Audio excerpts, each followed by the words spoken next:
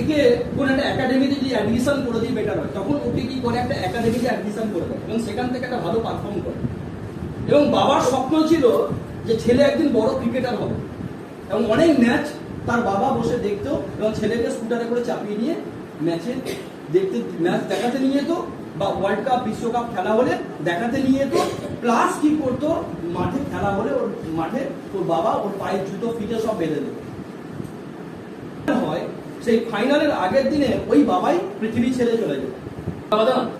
Phone যখন এসেছে এবং সবাই চিন্তায় পড়ে গেছে যে পরের দিনের ম্যাচটাই বিরাট কোহলি হয়তো থাকবে না, কারণ মেন্টালিটি পৃথিবীর সব থেকে বড় সম্পদ বাবা মা। বাবা মা চলে যাওয়ার পর একটা ছেলে বা একটা মেয়ের মেন্টালিটি সেই দিনে অন্তত ওই মেন্টালিটি ঠিকঠাক থাকে না।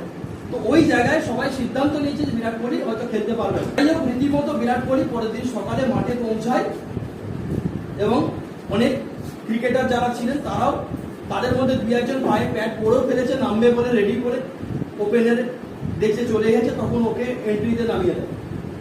এবং বিরাট কোহলি ওই দিন দাঁড়িয়ে ওর বাড়িতে একটা কন্ট্যাক্ট করে বলেছিল যে বাবার অন্তিম সংস্কার যে আছে সকালে না করে ওটা একটু বিকাল দিক করতে, সময়টা বাড়িয়ে দিতে, আমি ফেলেই যাচ্ছি।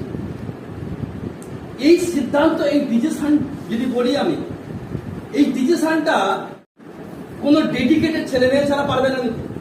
এবার বিরাট কোহলিকে পরে কোশ্চেনে ইন্টারভিউ জিজ্ঞাসা করা হয়েছিল যে আপনি এই দিন সিদ্ধান্তটা, আপনার আত্মীয় স্বজন পাড়া প্রতিবেশী সবাই বাড়িতে বসে আছে, বাবার ডেড বডি আটকে, আর যার বাবা সে গেছে ক্রিকেট খেলতে, ওই দিনে দাঁড়িয়ে বিরাট কোহলি দুটো সিদ্ধান্তের উপর দাঁড়িয়েছিল।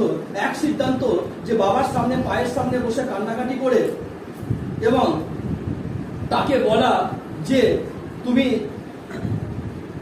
মারা গেছে বাবাকে হাওয়াও করে বাবার সামনে বসে কান্নাকাটি করা, তার অন্তিম সংস্কার করা একটা অপরচুনিটি। সেকেন্ড অপশন কি করেছিল, বাবা আজীবনকাল ছেলেকে একজন বড় ক্রিকেটার দেখতে চেয়েছিল, বাবার স্বপ্নটাকে বাঁচিয়ে রাখা।